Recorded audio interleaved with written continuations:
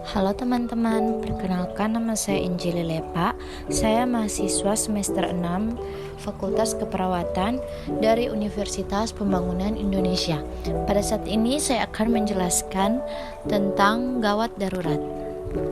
IGD atau instalasi gawat darurat adalah salah satu unit pelayanan di rumah sakit yang menyediakan penanganan awal bagi pasien yang datang langsung ke rumah sakit atau lanjutan bagi pasien rujukan dari fasilitas pelayanan kesehatan yang lain. IGD berfungsi menerima, menstabilkan, dan mengatur pasien yang membutuhkan penanganan kegawat daruratan segera baik dalam kondisi sehari-hari maupun bencana. Secara garis besar, kegiatan di IGD rumah sakit dan yang menjadi tanggung jawab IGD secara umum terdiri dari yang pertama yaitu menyelenggarakan pelayanan kegawat daruratan yang bertujuan menangani kondisi akut atau menyelamatkan nyawa dan kecacatan pasien. Yang kedua, menerima pasien rujukan yang memerlukan penanganan lanjutan dari fasilitas pelayanan kesehatan lainnya. Dan yang ketiga, merujuk kasus-kasus gawat darurat apabila rumah sakit tersebut tidak mampu melakukan layanan lanjutan.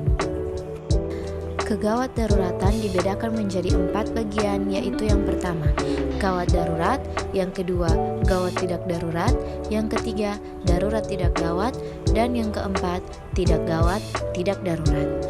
Berikut penjelasan-penjelasan dari keempat kegawat daruratan tersebut. Gawat darurat atau prioritas 1 yaitu pasien dengan kondisi gawat darurat yang mengancam nyawa atau fungsi vital dengan penanganan dan pemindahan bersifat segera antara lain yaitu gangguan pernapasan, gangguan jantung, dan gangguan kejiwaan yang serius. Suatu kondisi di mana dapat mengancam nyawa apabila tidak mendapatkan pertolongan secepatnya. Contoh, gawat nafas, gawat jantung, kejang, koma, trauma kepala dengan penurunan kesadaran. Selanjutnya, gawat tidak darurat atau prioritas 2 yaitu pasien dalam kondisi darurat yang perlu evaluasi secara menyeluruh dan ditangani oleh dokter untuk stabilisasi, diagnosa, terapi definitif, potensial mengancam jiwa atau fungsi vital bila tidak segera ditangani dalam waktu singkat. Penanganan dan pemindahan bersifat jangan terlambat, antara lain yaitu pasien dengan risiko syok, fraktur multiply, fraktur femur atau pelvis, luka bakar luas, gangguan kesadaran atau trauma kepala. Suatu keadaan di mana pasien berada dalam kondisi gawat tetapi tidak memerlukan tindakan yang darurat, yaitu contohnya kanker stadium lanjut.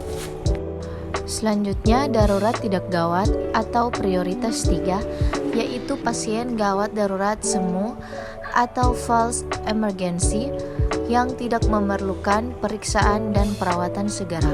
Pasien akibat musibah yang datang tiba-tiba tetapi tidak mengancam nyawa atau anggota badannya, contohnya yaitu fraktur tulang tertutup. Dan yang terakhir, tidak gawat tidak darurat yaitu pasien poliklinik yang datang ke IGD.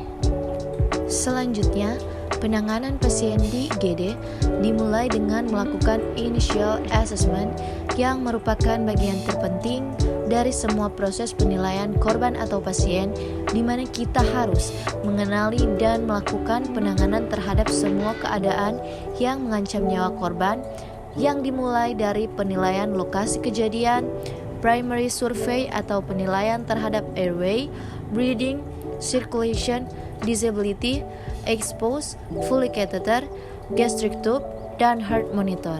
Setelah itu, penilaian terhadap secondary survey, yaitu pemeriksaan fisik atau head to toe, pemeriksaan tanda-tanda vital, pemeriksaan riwayat pasien. Dan tahapan selanjutnya setelah ini dengan diputuskan triase atau kategori pasien berdasarkan tingkat kegawat daruratan dan dilakukan tindakan sesuai dengan kebutuhan. Setelah tahapan ini diselesaikan, kemudian diputuskan apakah pasien akan rawat jalan, rawat inap, atau dirujuk. Sekian penjelasan tentang gawat darurat dari saya. Terima kasih.